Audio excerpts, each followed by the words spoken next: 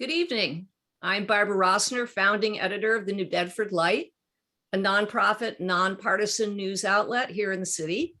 The Light is very pleased to host this latest edition of The Chat, our ongoing series of community conversations about important issues in our community. Tonight, the subject is abortion rights and abortion access on the South Coast. Before the announcement last week that the Supreme Court had indeed overturned Roe v. Wade, our columnist Jack Spillane wrote a very important piece about the quote unquote abortion desert in our area. This week, reporter Anastasia Lennon wrote about the plethora of quote crisis pregnancy centers in the area, including one here in New Bedford. This is the kind of journalism that the Light really strives to do, to go beyond the obvious, dig deeper, discover information that is really meaningful to our local community. We also strive to engage our community in difficult conversations about difficult subjects with respect. You will hear tonight from a number of abortion rights activists. I do want to make it clear that we are an independent news organization, not an advocacy organization. We do welcome diverse points of view, and we want all responsible viewpoints to be heard.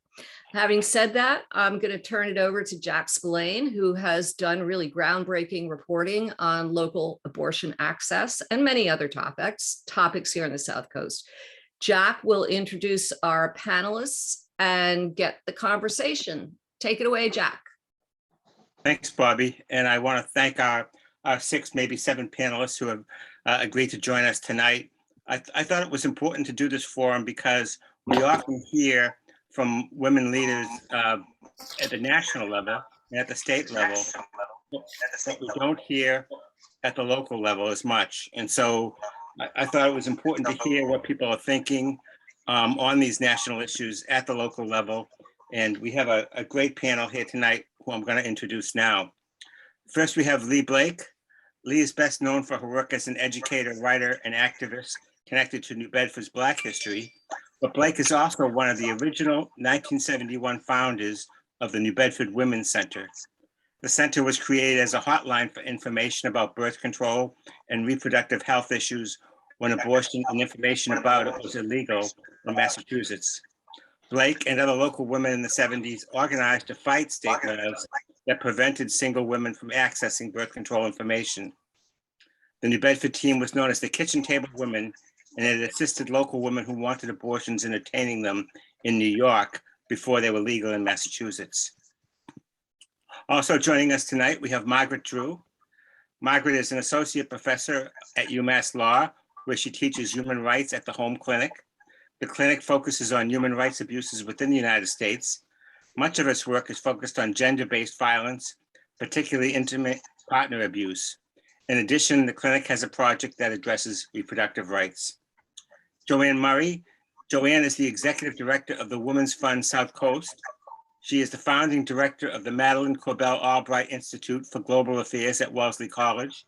She has worked across international landscapes of academic, governmental, nonprofit, and business sectors to create paths that move girls and women of all ages forward through personal development, educational opportunity, and economic equity. Julia Keogh. Julia is the president and CEO of Health Imperatives. With an office in Howland Place in New Bedford, Health Imperatives provides birth control and option services, gender-affirming hormone therapy, and HIV prevention medications. Health Imperatives helps people who need financial assistance obtain the funding and transportation necessary for abortion services when traveling outside Greater New Bedford. Liz Lozada, who we hope will be joining us later, is the manager of the Immigrant Youth Program for the Immigrants Assistance Center in New Bedford. She works on reproductive and other health and cultural issues at New Bedford High School, where roughly 1/2 of the student body is of Latino background. Mary Lopez, Mary Lopez, I knew I was going to mispronounce it, Mary, is an advocacy coordinator with the YWCA Southeastern Massachusetts. In her position, she works to mobilize public support and action for legislation and policies related to the Y's mission of eliminating racism and empowering women. Lopez is also chair for the advocacy committee of the Greater New Bedford Youth Alliance and serves on its executive committee. Marisol Rosa Marisol is a New Bedford resident who moved to the city from Western Mass to attend UMass Dartmouth. She is a yoga teacher and works as an administrator in a nature program for children. Rosa was one of those protesting in downtown New Bedford the afternoon of the Supreme Court's decision. She describes herself as passionate about women's rights, human rights, and a self-proclaimed intersectional feminist. Welcome all. I wonder if I could start tonight and talk about Anastasia Lennon's story today that I thought was just so profound, where she brings out the fact that the nearest abortion clinic to New Bedford is 32 miles away, but within those 32 miles, there are 5 what they call pregnancy crisis counseling centers in that area. It just seems a little lopsided. I was surprised at that, and I wonder if anyone has any theories as to why we have so few abortion services and a lot of services for other needs. I wonder if I can start with Julia for that. Oh, thank you, Jack. I just want to start by saying thank you for convening this conversation and to everyone here. And we are really lucky, I think, in Massachusetts to have public officials who are so committed to protecting the right for women to choose and ensuring that as many people as possible have health insurance. But there's a long way to go. And I think what's happened in Massachusetts is that it is one of the highest cost states in the country, and therefore healthcare is also extremely high cost. So I think especially for organizations like Health Imperatives that are providing a wide range of services for people, about 50% of the people we serve have no insurance. We have to look at sort of what are all of the services that are available for people in the community that we're already providing. And so there are already serious lack of affordable, available sexual and reproductive health care across the board. And abortion is just one of those services. So I think that in terms of the volume, while this is an absolutely critical service. In the last decades, there's been a lot of advancement in the type of birth control, long-acting birth control, that has really reduced the rates of abortion. So at our clinic in New Bedford, for example, we make referrals for about 20 abortions a year.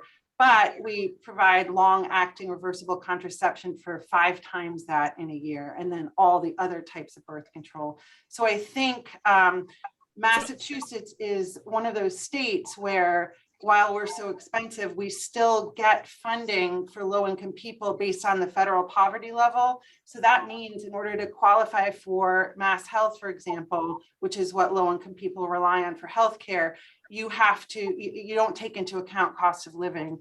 And so what that means is that clinics like ours have to decide sort of what can they afford to provide. And we just got a contract for all 7 of our clinics in Southeastern Mass, including New Bedford, to provide birth control, options, counseling, everything you mentioned. I wonder if we can. Same amount for 10 years. So I think that's what people are struggling with when deciding why there's, one service and not others. Julia, I wonder if we can hone this into, are there low-income women of color who would like to obtain abortion services and cannot afford to, and therefore are carrying children to term? Do you see that? I don't see that. What we see is people who need an abortion. It is difficult for them to get it, and we help them navigate it. But I think that while 32 miles is a long way, people in Massachusetts come together and come up with the funds and the transportation to get there. We haven't seen the issue that if someone wants an abortion, they can't find the money to get it. That's not the barrier. What I think the barrier is that there isn't adequate birth control or getting to your primary care physician in general on demand for low-income people. So a lot of people aren't accessing the kind of healthcare, the kind of education that they need up front. And that's why we see such a huge disparity in terms of low-income young women who have unintended pregnancies at 4 or 5 times that of higher income women. And that's the problem. And I think a lot of women who have unintended pregnancies choose not to have an abortion. And that's where you see people who are going into, generations of poverty, because if they have an unintended birth, the state doesn't have the resources to ensure that everyone has not only primary care, but housing and adequate food. And in this day and age right now, we all are struggling with the price of gas, the price of food, the price of housing. And New Bedford, more than almost any community in the state, is seeing that the gap between what you can afford and people with wealth and people without. And I think while having access to abortion is critical, that's only one thing that's missing in New Bedford, and people have a lot of access issues for health. Our topic tonight is not right, but you asked me the question, why aren't healthcare people providing that service? And the reason is the healthcare and the nonprofit infrastructure for low-income people is vastly under-resourced in Massachusetts, because there isn't enough money to address the growing needs when you have such a high cost state and federal resources don't reach all of the people in need. And so we have to make the difficult decisions about what services do we provide, and then where do we work with other people to get them to those services. Okay. I wonder if I can ask another panelist. Joanne, do we need a clinic in Greater New Bedford or Fall River, somewhere on the South Coast, or is it something that is really not quite so necessary in an era of medication abortions for the early term abortions? Well, I think what Julie talked about is that there are a different set of demands for low-income women, in particular women of color. What we know is the maternal mortality rate for Black and BIPOC women is 3 times that of white women. So low income and women of color are facing a very different decision when it comes to their reproductive health care. Already the maternal mortality rate in the United States is greater than any of our peer countries. So certainly, as Julie said, given that we have more low-income women, we have more of a need to provide those services in order to protect the life of the woman who's carrying the fetus. So what I would like to say is that just in the last week, the Women's Fund has made a decision, and we're in the process of setting up a fund to take care of transportation, lodging, costs related to needing to eat while you're there. And we're going to be coordinating that fund with the Planned Parenthood League of Massachusetts so that they will be the implementers, but we will have the fund to allow that implementation to happen. So please look for that, because the transportation is a huge barrier. Not everybody can get to 32 miles away. Not everybody can stay in a hotel overnight. So we are looking to address the barriers and bring along an opportunity for access that many women, as Julie said, may not know about and may not be able to access. So that's been an important way in which we are starting to meet some of the financial needs that take care and that acknowledge women's health needs. Will you be working with other local groups to put this fund together? And so we always work with local groups. We are big believers in collaboration. There's a great deal of expertise in this area. And the role of the Women's Fund is to build their capacity. These organizations have the expertise, and we like to fund the positions and the resources so that they can be more effective. So there's an organization in New Bedford in Southeastern Massachusetts called the Women's Alliance, and it has over 30 members. And we work in collaboration to try to advance issues of women's health and reproductive freedom, among other issues. Okay. I wonder if I might go to Lee Blake. Lee, you founded the first clinic to address the challenge of obtaining abortions way back in the 1970s. Do you have any theories as to why we haven't had a clinic in recent years, and what the state of access for women, particularly low-income women on South Coast, is for these kind of reproductive services? I think that there's much more information now on medical abortion and the ability for doctors in the area to prescribe medical abortions. That has helped a lot. We still always have the issue that Liz works with young women who are in high school who really don't know their own body. They don't really know what's going on. So when they find out that they're pregnant, then there's kind of a scramble for resources. Most women who are over 21, they've been spending time learning about their bodies. So they're a little more comfortable. But young women still aren't in a position where they're learning about birth control and what's available. And just as Julia was talking about these centers, those centers are full of misinformation. They tell women that abortion causes cancer, that if you have an abortion, you're going to have mental health issues. So these are the kind of places that you don't want women going to, because they're lying to women with a whole political agenda. So you want them to go to Planned Parenthood and places where they can actually have informed decision-making. One of the reasons that Jack asked me to be on this panel is that in 1970, along with a few other women in New Bedford, I helped to organize the Women's Center at the time and a women's hotline. We did workshops at the university in the dorms so that women would know about their reproductive rights, but also reproductive freedom. We still are in a situation where women don't know all of that information. So as you watch these states across the country that want to ban abortion at 6 weeks, most women don't even know they're pregnant at 6 weeks. And that's why they do it. It's not really out of concern for the woman. We are in a situation as women, life, liberty, and the pursuit of happiness doesn't work for us. That's not for us.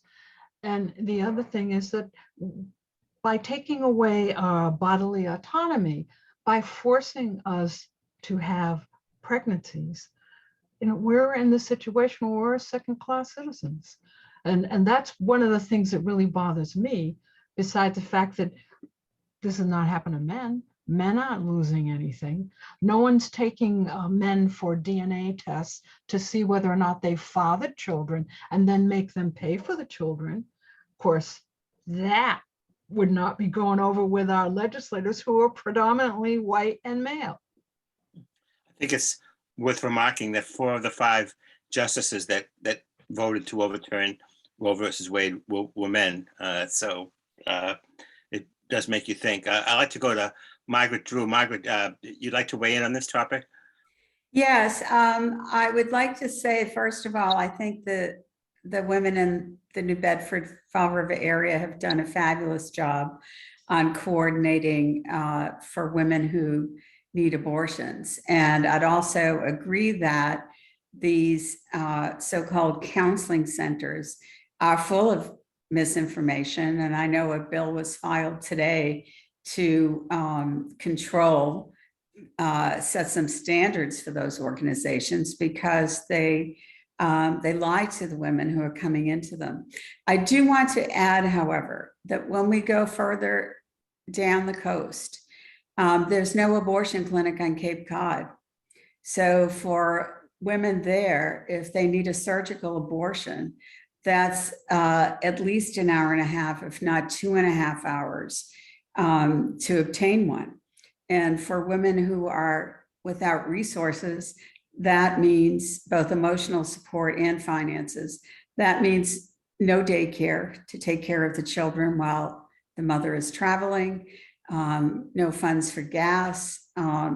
And I know they can contact all of the organizations in New Bedford, but I think in terms of the question of an abortion desert, that's where we encounter the most difficulties. Yeah, I know we have Planned Parenthood of Massachusetts is active in the region, and Health Imperatives, of course, right over on Yes. Holland Place.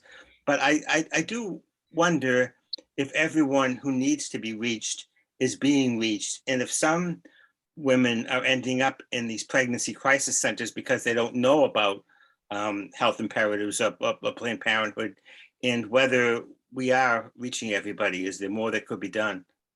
I'll leave that out to anybody who wants to answer. I think there's always more that can be done. And that's why it's really great that we're all getting together and getting the information out, and why we want to really make sure that wherever anyone is in their pregnancy journey, or thinking about it, contemplating whatever, that they come to us, because we can see people the same day, the same week. We're in Howland Place, like you said, it's free, confidential, or low cost. If you have insurance or not, it doesn't matter. So we really want to make sure that people know that they can come wherever they are, and we can help sort of navigate where they should go and shouldn't go. I have something to say. Go ahead, Liz. This is Liz Lozada from the Immigrant Assistance Center.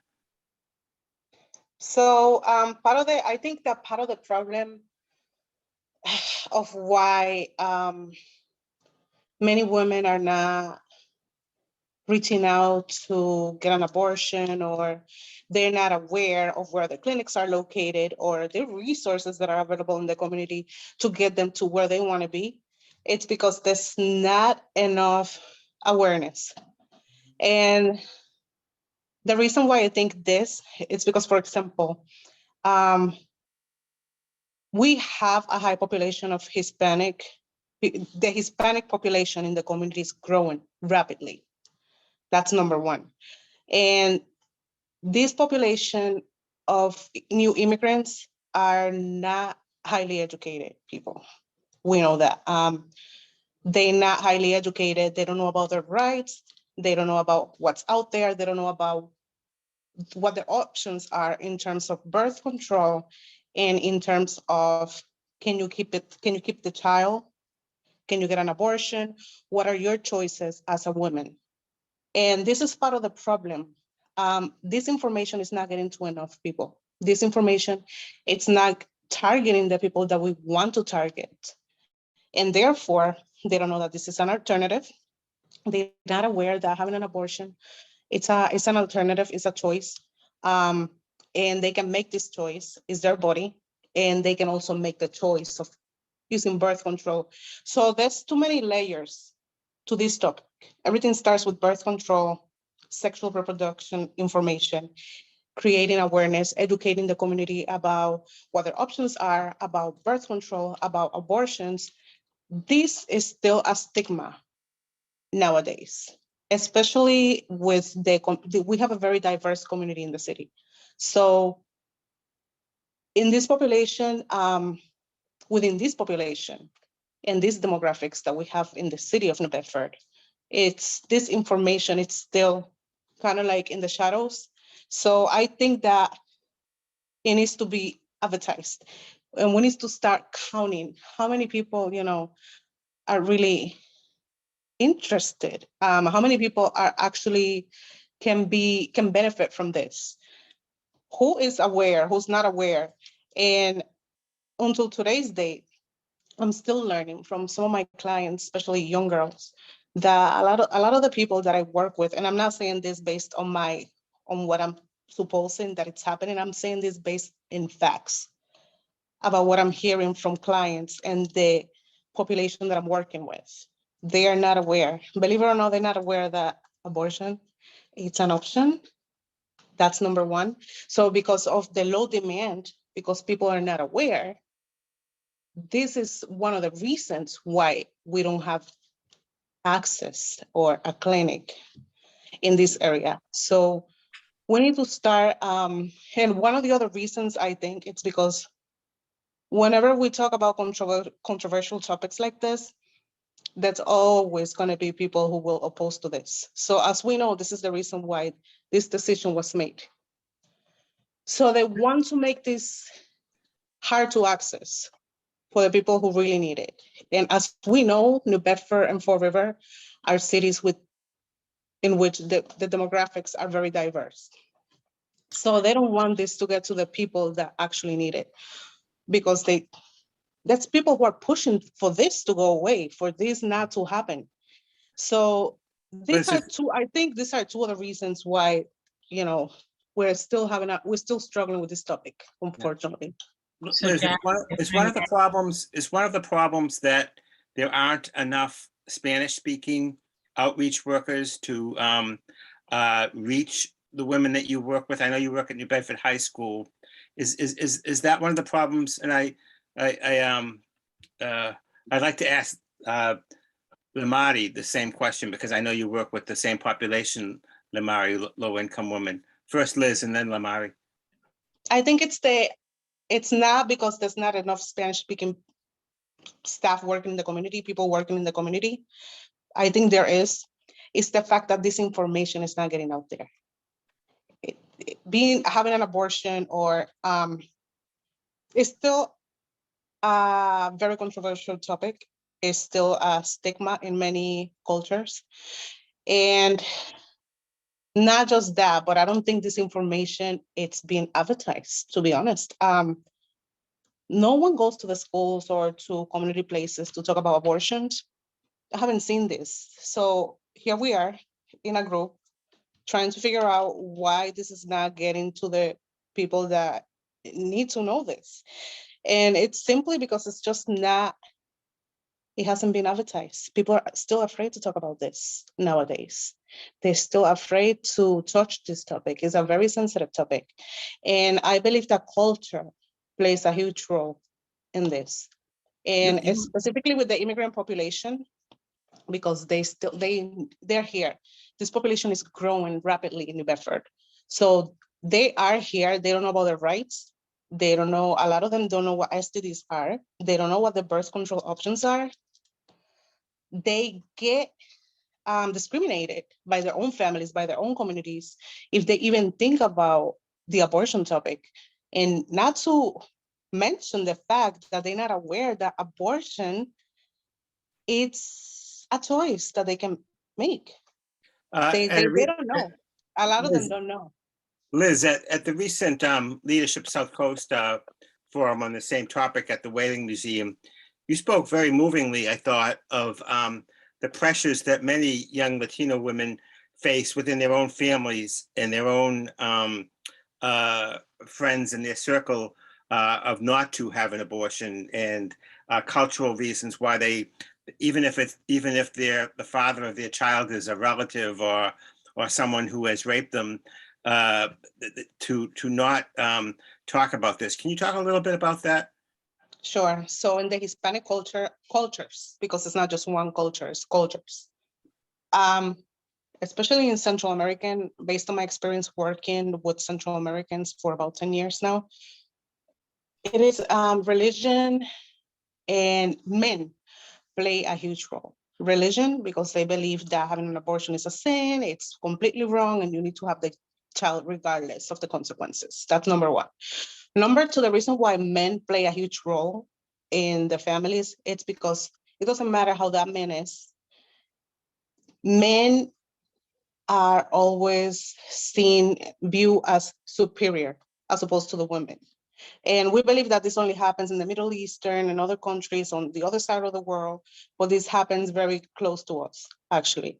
And it's very common in the Hispanic communities. So what this means is that if there is a young woman who is being sexually abused by a relative, and I am not saying this happens in every single Hispanic family, but it happens in many of the families that I've been working with. If there is a young woman who has been sexually abused by a relative or a close friend or a neighbor, and she expressed what happens to someone she trusts, such as her mom, for example, she will get criticized and blamed and shamed because she was sexually abused. And not only that, but I have worked with many young women who were forced to have their kids. And these kids were products of sexual abuse. So it is very complicated because this whole thing starts with the way they were brought up in their communities, in their villages. The sexual reproduction education and talking about abortions, talking about birth control, even talking about sex, menstruation, everything that happens to women, it doesn't get discussed. It's still a taboo in many of these countries. And they bring those values here, and that affects the quality of life. Okay, I'm just going to move on a bit because I want to give everybody a chance here, and we have a lot of questions to get to. Lemari, do you see the same things that Liz sees? I know you also deal with many women of color and low-income women. I do. So what I want to say, just like everybody has been saying here and how Liz just explained how they don't have the resources, what I see is that they feel like they're not being heard. So for me, when I go into the community and I want to talk about abortion, I first have to talk about their rent. Are they eating? Do they have the essential needs that they have? Do they have menstrual products? How's their childcare? All of the stuff that we've been fighting for is things that I help them fight every single day. But if we can't help them with these things that can be so easily fixed, how are we going to help them with the bigger problem? How are they going to feel like they're trusting or we're building relationship with them? We really need to set examples and really help them, but not only give them the resource, but see them through. They are struggling. The families that I work with every single day don't know if they have food for the next day, don't know if they're going to live under that roof. They don't know if their kids are going to come home, if somebody's going to kill them. This is the things that we have to deal with every single day, and not having the trusted people or people that are on their side to be able to help them with these things. They're scared to be able to talk to you guys about abortion and about how they're going to do it. A lot of people that I'm already listening to is like, if I'm having an abortion, I don't even want to talk about it. They don't even want to talk about it. They're scared to even bring this up. So this is really me advocating. I'm going to advocate for our community. I'm going to guide them. I'm going to support them. I want to listen to them. I want to help them. I am here because I know that we need to really change our community. One thing that I've learned is not only to talk about women, but talk to girls, talk to boys. We need to start at a very young age to really get them to understand about their body, what's going to happen when they do produce a baby, what's going to happen when they're raped, what's going to happen when they're pregnant. We need to start having these conversations now so that when the time comes, when we have these issues that we're going to have, they know that we have their back, that we're listening to them, we're getting them the resources. Sometimes the people that I talk to, we help them, but they have to be on a waiting list. People are not answering their phone calls. They have to go to other places when the community is supposed to help the people in our area. And I think that's where people are just not talking because they don't see the help or the people that are really supposed to be supporting them. So advocating for them and supporting them and really being there and for them to see us doing the work. It's action. It's for them to see that we're not just asking them what they need, but helping them to make sure that they're going to be successful and they have the things that they need so they can trust us, so we can be a space to be able to provide for them. Mental health, anything that they're going through the abortion, that they need us and that we're listening to them and helping them the way that they need help. Because sometimes we think that we're helping them, but not listening to them. We need to listen to what their needs are to really help them so that they know that we're here for them. Thank you. Thank you, Lemari. I really do feel like that there is a reluctance to talk about this topic, abortion. It just seems people, tiptoe around it. And I think that you think that may have all been addressed back in the 1970s when Lee and others were fighting for it. But it seems like we're back to some cultural barriers. As we said, we have these pregnancy crisis centers. We're still dealing with some of the issues. Joanne Murray wants to weigh in on this, so I'm going to go to Joanne next. Joanne? Well, I actually don't think I have a whole lot to add after Liz and Lemari were so powerful in talking about the context in which women need to make these decisions. And let's remember that education prevents pregnancies. And education only happens when a trusted person is passing along that information. And as Liz said, the most growing population, according to the most recent census, is our Hispanic community. And our community is not designed in a way that can accommodate that. So with that changing demographic, we don't have the resources. It's why funds need to have translators. It's why women, when they have to make a decision for an abortion, need to have a companion with them so that they have a trusted, supported person. It's a difficult thing to have an abortion. One of the things that I want to emphasize is that abortion is healthcare. It's not separate from healthcare. It's not a special place that women go for special services. We need to ask our mainstream health organizations, what are they doing to educate people about these services? And within communities, how are we using community workers that are trusted, that speak the language, that understand the community barriers? Why aren't we funding these women to try to break through the cultural nemesis for so many women? So really, I'm just trying to amplify in the way that I can the outstanding work that Liz and Leigh Mary have been able to identify as significant barriers for our newest residents in New Bedford. You know, I think it's so important what you just said about abortion is healthcare, and we need to get the mainstream health delivery organizations involved in this.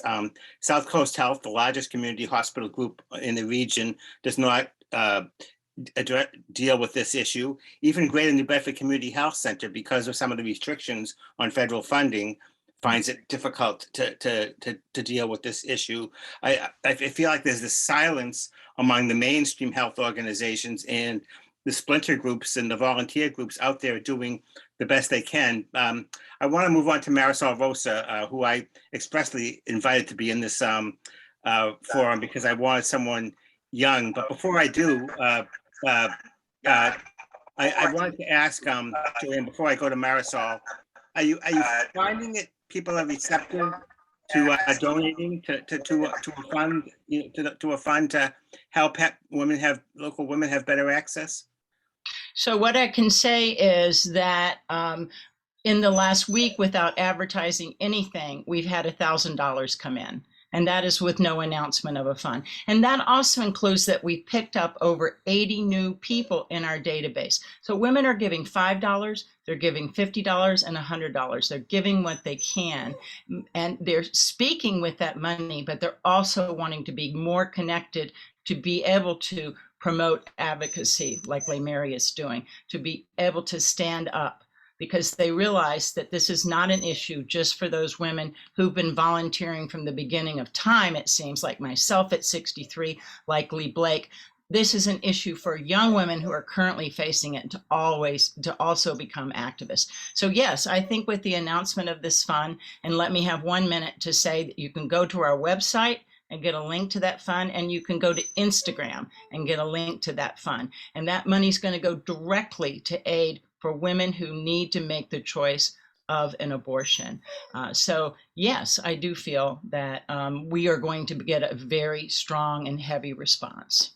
And every dollar counts. Absolutely. Thank you, Joanne. Marisol, I saw you at the protest, and I went out of my way to invite you to be part of the forum tonight, because I thought it was important that we have someone from your generation to get your perspective on these issues. An everyday person who feels strongly about gender issues. Why is this issue so important to you? And you are someone who moved to South Coast to go to school. What do you see as the problems for this region?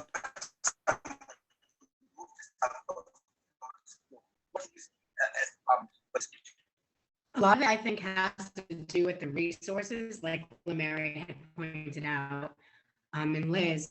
But I also think it's not really communicating that there are funds available for these procedures. So like a lot of people of color, they think that they're stuck where they are because they're not getting the information they need for those resources.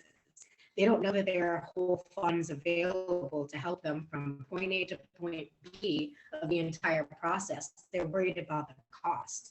They're worried about, am I able to afford the abortion? Am I able to afford childcare? Am I able to afford transportation? They don't know that there's a whole line of people there supporting them, because there's a lack of education and awareness surrounding just the funding around it. Yeah, there's a lack of awareness around abortions in general, especially being an abortion desert, but it's the resources. People don't know about the funding available. What about Lee? Why do you think we're back fighting this issue? I did want to make a few comments. Am I frozen? First of all, one of the things about education is you have to repeat things. You have to make sure that the next generation knows what's going on. So when we were doing the feminist movement in the 70s, we began to pick up a lot of issues: domestic violence, dating issues, equity issues. We still haven't passed the Equal Rights Amendment. So what happens is there's kind of a comfort level that some things are being addressed. And as Marisol said, and Liz, abortion has to be talked about with young people almost constantly, because the information about reproductive health is really not anywhere that young people can access it. It's not like they're teaching these things in the schools. Where will they learn this if we don't have a center that really focuses on reproductive health? And if there's only one or two in the whole region, and we're talking about Taunton and Brockton and all the way down the Cape, how are people going to get that kind of information that empowers them? This is information on their own bodies that empowers them. And when I was working, we used to bring kits to the dorms. We did workshops at churches, and the Women's Center actually started at the First Unitarian Church because it was a safe space. So we really need to think as women, how do we help the next generation learn about these things? But the other thing is that really we're in a crisis right now. The right to have an abortion, medical abortion, a lot of our issues as women has just been taken away from us. So we're all in shock in many ways, but we need to spend some time thinking about what our next steps are. And I also want to mention that Planned Parenthood is doing an all-day action on Saturday in New Bedford. So they're going to have a march down Union Street, but then they'll have workshops. And we'll make sure that the word gets out to the Latino community that these things are happening. But you might want to partner with some of the Latino organizations to do this in their communities. I'm going to go to Margaret next and go back to this issue of the local health providers, because it does strike me that when all the mainstream health providers don't talk about women's reproductive issues, there's just this vast silence, and it does leave room for groups like the pregnancy crisis centers to spring up. Michael, what do you think of the answer to this is? Well, I think that what Lee just talked about is a great start in terms of Planned Parenthood having the all-day programming. As Lee mentioned, this issue goes far beyond abortion rights. This is misogyny, and I think all of the issues that women have to deal with, including pay equity, just being dealt with respect, being listened to, having choice, these are all connected, and taking away choice is a severe blow to women's equity. So I think that we need to have the entire communities out there advocating not only for choice, but for women's rights. So the healthcare professionals need to be part of that. And even if they can't do abortions on their own, in their own facilities, because of federal funding, they can get out there as individuals and advocate for women. We don't have enough people out there advocating, and frankly, we don't have enough men out there advocating. You know, this is not a woman's problem, as we could see with the vote on the Supreme Court. This is primarily men, and we need men out there supporting women. And until that happens, I don't think we have a chance at equality. While I have you, Margaret, I wonder if I can ask you about, because you work on issues of gender violence, how do issues of gender violence and the patriarchal culture interface with the abortion rights issue? Oh, it's very serious. For those women experiencing abuse, their abuse is likely to be enhanced when pregnancy is an issue. We know that's a high-risk time for women in abusive relationships, is when they're pregnant. But also, the choice to have an abortion could be have very serious consequences within the relationship, or the decision not to have an abortion.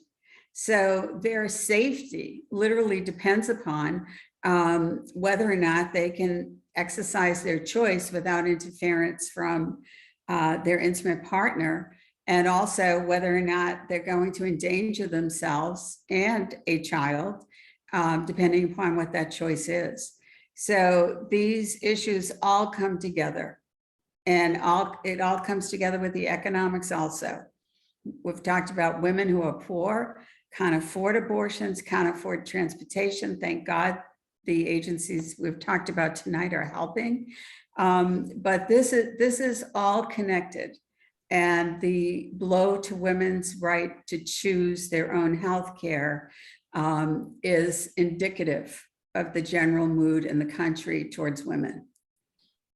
And I think because of everything you said, that what I would love to see is that this issue being that which tips us into really looking at opportunity and health disparities, particularly for women of color, and not just talking about abortion access, but all of the other things that Marty said so powerfully, because you can't even get to the issue of abortion if you can't figure out where you're going to sleep, or what you're going to eat, Right, or what your job is going to be.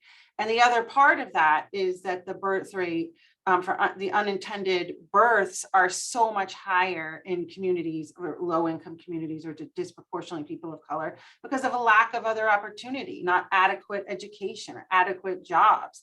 And so we can't stop at just saying everybody should have a right to abortion or birth control, but people have a right to dream and to have the kind of opportunity that everyone else has in this country. And I hope this wakes us up to saying that it's more than just this one issue, but that communities like New Bedford have been left behind, and the way that we're funding them is part of the problem. And we can look at healthcare institutions and say they're not doing this, they're not doing that, but not one organization can do everything. And we need to look at policy changes and have the government doing things differently, even in Massachusetts, where they are so on the right track about this issue. We're still not investing in young women and girls, and particularly young women and girls of color. and that's where we need to be with all young women. Exactly. Is this lack of investment in young women, in particularly young women of color, is this connected to the local political scene? I believe this is a question from Shannon of Planned Parenthood of Massachusetts, and I'm not going to name the name of the politician because I'm not sure of my facts here, but there are certainly several politicians on South Coast in positions of prominence who are now, I guess the term that is currently correct is anti-abortion, and this is an ethnically conservative area. Why is it that we have some of these issues? Is it connected to the political culture of the region? And I think I'm going to go to Lee for this one, because I think you know it as well as anyone, Lee. Well, I'm also going to refer to Liz and LaMary, because it's culture, but it's also religion. This is a very Catholic area. We also have, large numbers of women who are Latinx, who are coming from Catholic countries. And it's always been an issue with me, the hypocrisy of many of these institutions, which talk about how if you have the child, we'll take care of you. Well, they're not taking care of women and children now. We have large numbers of young people in our foster care system. We have young women who don't feel that they have any options for support of their own children. And that's the institutions that are here. When you talk about some of our legislators, if you look at New Bedford City Council, New Bedford City Council has women on it, many women, women of color. Does the Fall River City Council have women? One. So you have to look at the organizations that are supposedly taking care of us. Some of them really aren't taking care of women, and they don't have any women on their councils. So that's a whole other piece. But how do women actually move through the system if they're being blocked by male legislators? I know former City Councilor Jane Gonzalez raised this issue of the need for more women elected officials. And when there are more women elected officials, things will be different. And that needs to be a priority. I want to go to Liz and Lemari again about this issue that Lee just mentioned about religion. How big an issue is religion in the challenges that we face and that women face in accessing abortion? Liz? Liz, can you hear me? Can you hear me now? Sorry, Yeah. I was on mute. So first of all, I would like to mention that abortion itself, it's a topic that should never be discussed in a religious family. And it's a huge stigma. So the main reason why this is so attached to religion, the religion aspect of this, is the fact that abortion is considered to be a major sin. You're gonna go to hell, you're gonna burn in hell forever if you have an abortion, and abortion, it's a no. It doesn't matter if that child is a product of sexual abuse, incest, it doesn't matter. You need to have the child regardless. And like somebody else mentioned previously, we have a high religious population in the city. We have many Catholic churches, we have Protestant churches, and everything goes back to religion because we have a high volume of Hispanic, Cape Verdeans, and Portuguese people in the community. And, you know, the majority of the demographics, the demographics that we have, these people believe that, you know, they were brought up generation after generation thinking that this is a sin, this should never be discussed. You're pregnant, who cares how you got pregnant? You will have the child regardless. If you like the child, if you hate the child, we don't care about that. You will have the child, otherwise you will burn in hell forever. So unfortunately, this still, it's a whole, it's huge. You know, this goes back to generations back. And this is how, unfortunately, this is so attached to religion, to the religion aspect of it, because of the people that we have in the community, the population that we work with.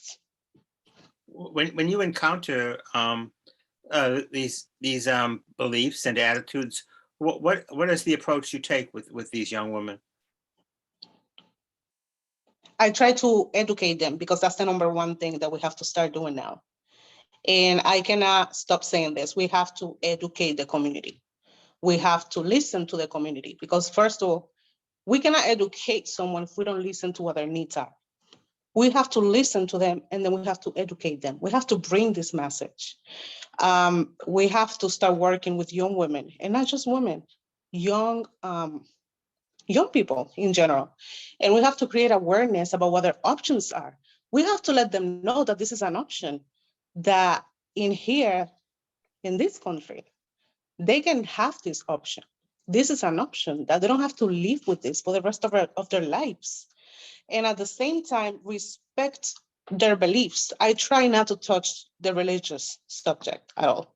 But at the same time, I try to sympathize with them because coming from a a Hispanic family and religious family, I can understand, so I can relate to them and they can relate to me, which is very important.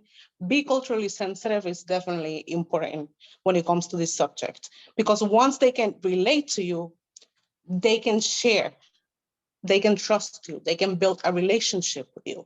And this relationship, it's what's going to get them to learn what they have to learn and have access to the information they need to have access to.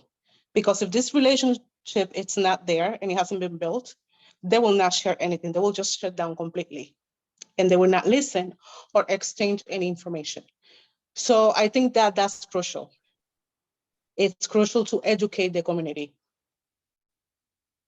about sexual health, reproduction health. Marty, what are some of the things that you encounter when you talk to people about abortion and issues like religion and family and things like that? What I say is we need to break the generational curses that we got before us, from generations before us and the generations before them. For me, I wake up every day thinking that I have a daughter and I have children, and I woke up knowing that now we have to fight for abortion, something that I would never expect to do, but I'm here to fight. So for me, it's using our voices, not only talking about it, sitting here and having this conversation. We need to be in the streets. We need to do it. We need to stop talking about it. It needs to be done. This week, I was calling so many people, so many resources here in New Bedford, like, what are we doing? What's our action? What's our next step? How are we going to help? What are we going to do when all this really happens? It's about really action. It's about not thinking about people that did it before us, how it was. It's about us, the people now, the generations now. We need to listen to our youth. We need to listen to what they're talking about. They're smart. They know what they want. They know what they need. And we really need to stop thinking about the way that we used to do it and do it the way that it is now. We really need the support that we need to break generational curses, for it not to be in poverty anymore, for us not to be killed, for us to be successful, for mothers to be able to have their children. When people talk about abortion, the things that come to my head is miscarriages. People are not even talking about stuff like that, about the trauma that these women are facing, the people that are being raped, the people that are being trafficked, the undocumented. All of this is affecting the children that are going to be born after us and the ones that are here. So to begin is to show action, to change things, to go around it. I'm like the type of person that if you're not going to listen to me, I'm going to go to the person that is. I'm not going to stop fighting. I feel like we just have to fight harder and our voices really need to be heard. Before I used to be like, I'm going to use my voice, and now I'm going to scream using my voice because it needs to be heard. And I always use my voice for people that don't use their voice. But this week I'm like, I cannot use your voice anymore. You guys need to use your own voice. I'm here to support you. We're walking together and we're doing this, but everyone needs to be a part of this. We do work all the time that we're helping people and supporting them, but a lot of people are quiet, or they're scared, or they feel like their voices are not going to be heard. Voting is what's going to change a lot of this. We need to vote. Everybody matters. Every vote matters more than ever in this world. So it's time that people really stop talking about it and do what needs to be done. We need change, but everybody needs to do the change. But before we wrap up, I wonder, and if anybody feels this is too personal, just let me know. But I thought one of the things that gives abortion opponents power is the reluctance of people to talk about the issue. So I thought if we could all share a personal story about abortion of someone that we love, or a family member, or whatever, and just so that people can see that abortion is not some invisible thing. Would anybody like to start on that? Tell a personal story about abortion? Jack, I have stories from my practice. Go ahead. What I see are women who are in abusive relationships who do not want to have a child, bring a child into the world, into that abuse. And they are very concerning situations, because not only should it be a private choice with the woman, but it's a risky choice for the woman. So what needs to be planned out is to do this in as much secrecy as possible, with making sure confidentiality is honored so that the decision or even the pregnancy doesn't get back to the abusive partner. So in many ways, women are forced into silence on these issues because of their own risk. And of course, what Mary and Liz are talking about in sort of male dominant cultures is that it's not only risky for people who are in adult relationships, but for teens because of peer pressure. So it's very much part of our culture, I think, forcing women to suppress their stories. Great. Being the only man on the panel, I guess I'll tell a story. And just, from an Irish Catholic family, I have 5 sisters, many of you might know. And one day I'm running my mouth, and my family with my sisters always put me in my place. And so finally one of them spoke up and said something to me to the effect of, you wouldn't speak that way if you knew how many people in your own family have had abortions.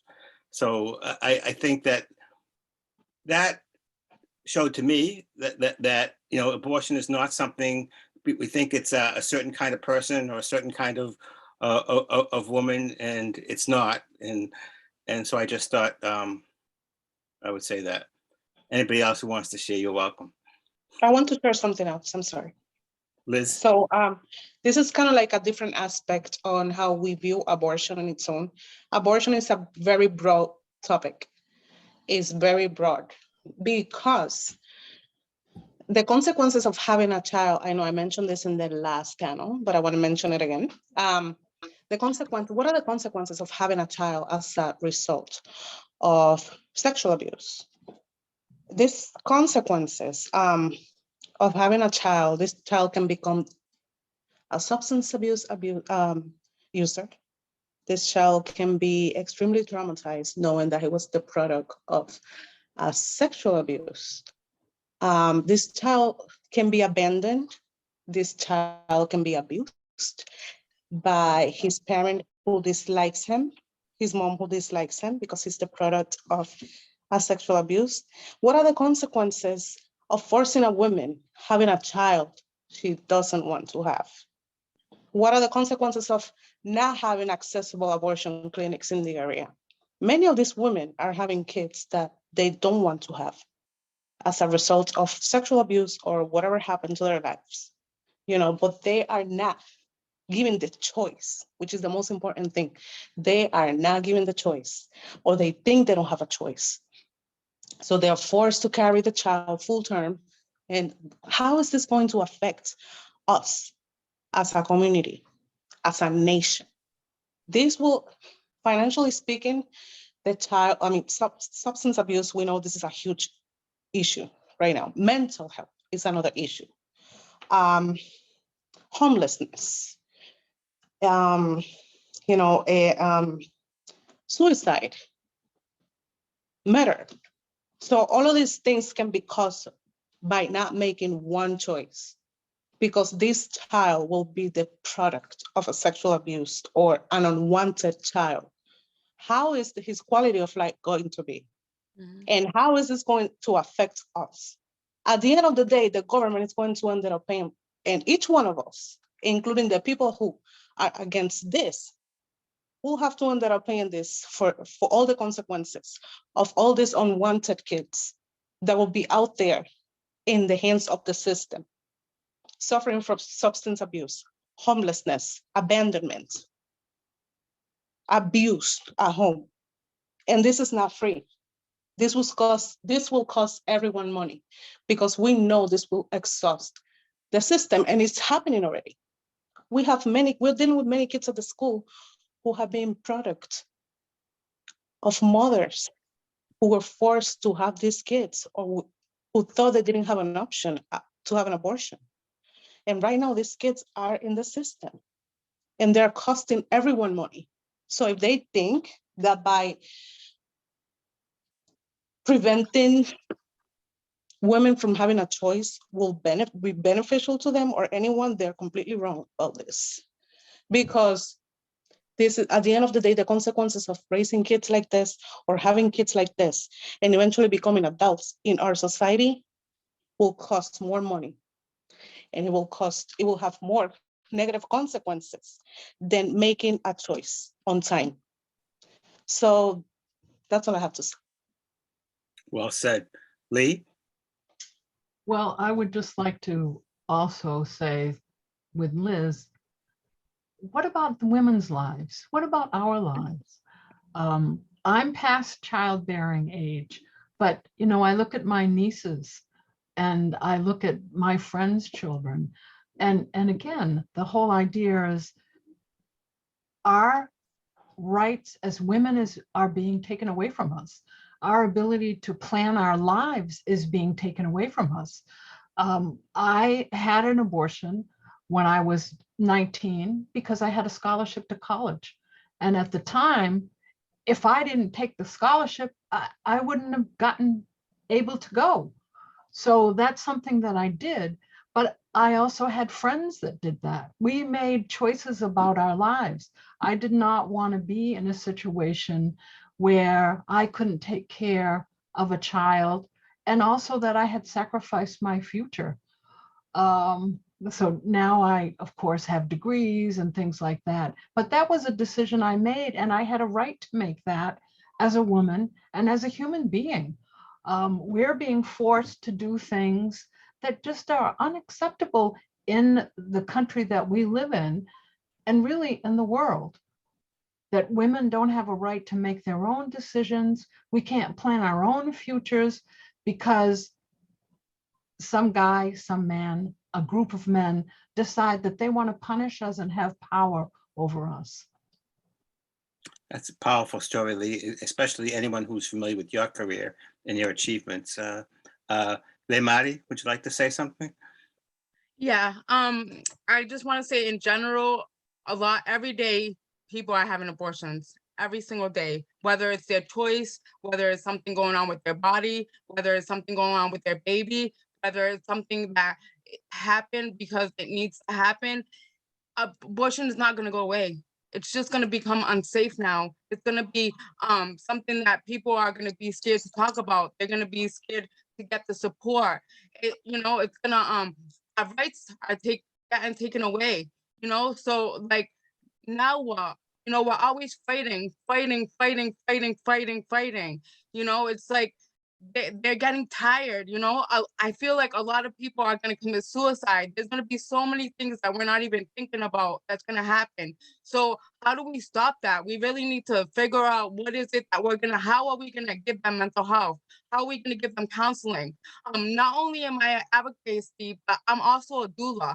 So I'm already thinking about how am I going to be an informed doula? How am I going to be a doula that's going to be able to help when I see going into a house and a mom, trying to take out her baby with a hanger. You have to think about all that now.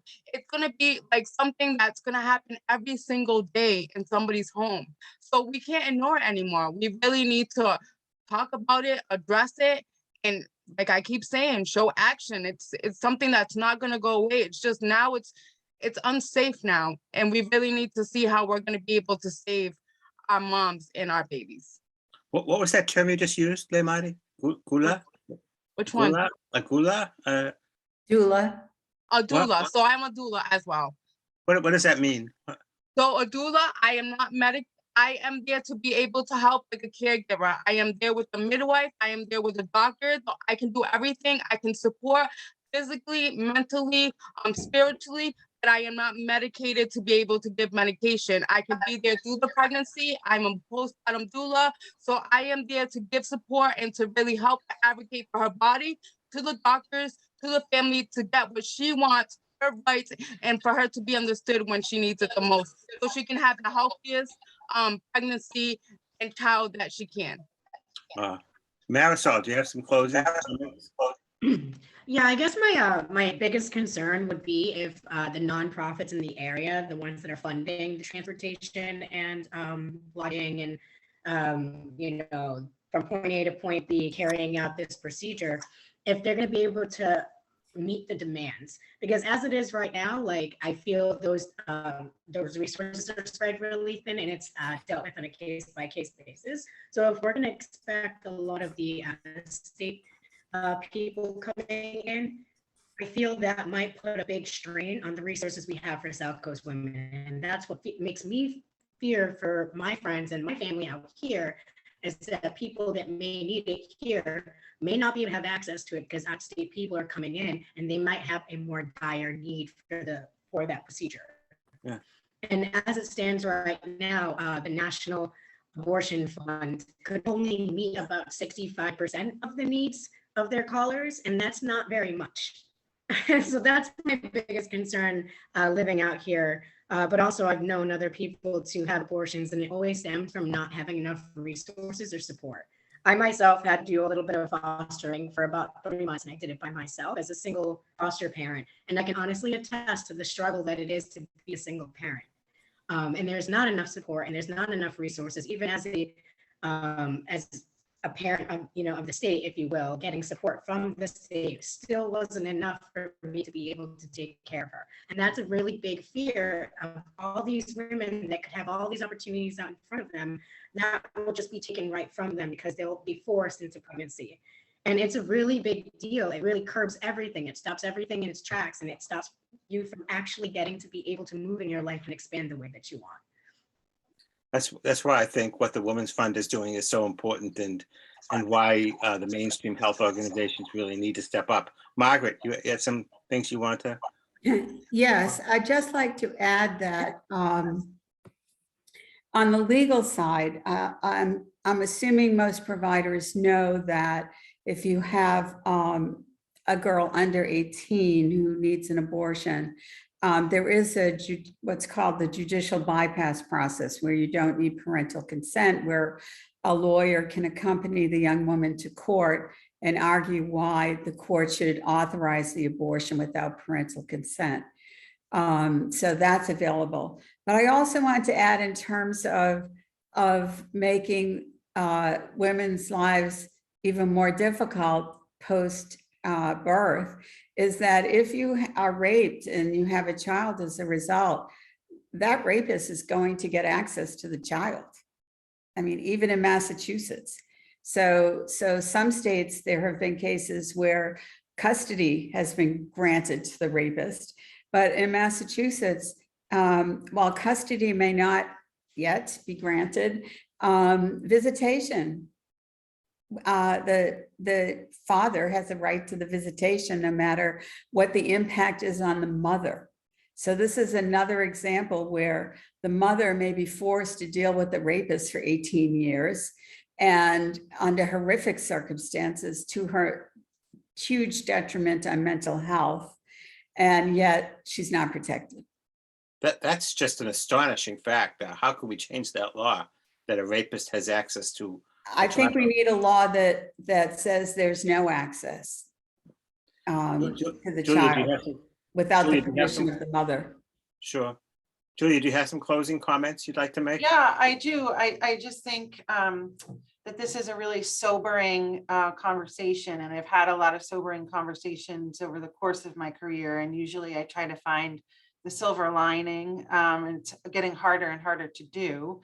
But it is great to be in such good company. I think the only silver lining is if this in fact is a sort of tipping point, and the younger generation can come together with those of us who've seen this kind of thing before and are in shock that it's happening again, and really push for comprehensive reforms to level the playing field and increase opportunity, because it's abortion today, it's birth control tomorrow. It's going to chip away until, all what happens is one group of people is going to be pitted against another, And Marisol was talking about her concerns about access for people here. That's exactly what's going to happen. I remember being in housing during Katrina when Massachusetts opened its doors to people who were displaced because of that. It was a wonderful thing, but we already had thousands of homeless families and individuals who had nowhere to go. And so what you end up doing is choosing which issue is the most important, which low-income person, which person is the most deserving. And we have advocacy groups kind of fighting against each other. And so we all need to come together and say, there are unacceptable disparities. People don't have basic human rights. It's getting worse. What can we do? Let's stop pointing fingers at who's not doing what and come together and level the playing field. Well said. Joanne, I know you had some final comments you wanted to make about other constitutional rights that also might be in danger as a result of the court's ruling. Great. Thank you, Jack. I appreciate that. I'm especially moved by Lee Blake and her courage and bravery, for which she's been known all of her life, sharing that she's had an abortion. Every Wednesday from 12 to 1 in front of the federal courthouse, women rally for reproductive health for women and their choices. There's a sign that many of us hold that says, someone you love has had an abortion. This is not the other. This is women of all races, ages, cultures, and it is not a problem for the woman that you don't know. It's a problem for all of us. It still takes courage for a woman to share with her dearest, closest friends that she has had an abortion. And we need to think about the degree to which this has been demonized, even among ourselves, even among feminists who are very much believe in the right for women to choose. What I wanted to close with, Jack, is that we need to look at this in the context of a national movement, that this is the culmination and the beginning of decades of work to undo constitutional rights. And the next ones will be the right to marry. The next ones will be the right to contraceptives. It'll be the right for gay intimacy. It'll be the right for transgenders. And it's the famous saying that when they came to look for me, I didn't act. When they came to look for them, I didn't act. Well, we are all the other in this situation. And it is the beginning of striking down many, many constitutional rights. So for us to see this as a cascade is the right way in which to view this. It's a political, right-wing, conservative movement. I want to thank each of you for your powerful comments tonight. I've really been just so taken by the richness and the different experiences you've all shared. I think this is what community conversation is all about. I also want to thank the New Bedford Light for letting me do this forum, and Bobby Rossner, who backs me with my ideas all the time. And I'll turn it back to Bobby to close. Before you do that, I just want to reiterate that this is the beginning, that there are actions that are going to take place on Saturday, July 9th. July 8th, the Historical Society is going to read a Frederick Douglass speech. Frederick Douglass, as you know, is one of the only abolitionists that supported women's rights. So that's what we're going to talk about. The historical march for women and human rights. So also you want to contact the YWCA to see what they're doing. You want to talk to the New Bedford Women's Center to see what they're doing. Joanne, you have Joanne here right now who will tell you what they're doing, but reach out to the women's organizations in New Bedford and they will let you know when the next actions are. Thank you, Jack. Thank you, Lee. Bobby? Okay, thanks everybody, including Jack. It's been quite a disturbing, but also on some level inspiring conversation, difficult conversation. I appreciate the way you all have been peeling back the layers of economics and culture and religion and politics and healthcare of all kinds. It's obviously incredibly complex topic. Also, thank you for the hard work that you do, that all of you are doing. We will be posting a recording of this conversation on our website late tonight, probably, or very early tomorrow morning, for the rest of our readers and our community to access. You can find it there at newbedfordlight.org. And we'll also be posting it across all of our social media accounts. I would encourage you to share it with anybody you can think of and people within your organizations. So this is part of educating. This is part of educating the public here and around New Bedford, with so many of the very interesting and eloquent insights that you've had tonight. So thank you for taking the time, and keep us informed at the Light about what's happening, and with marches and a fund for transportation, all that. Just keep us in the loop. And it's been quite a night. Thank you so much. Thank you. Good night. Thank you. Thank you. Thank you. Right. Thank you.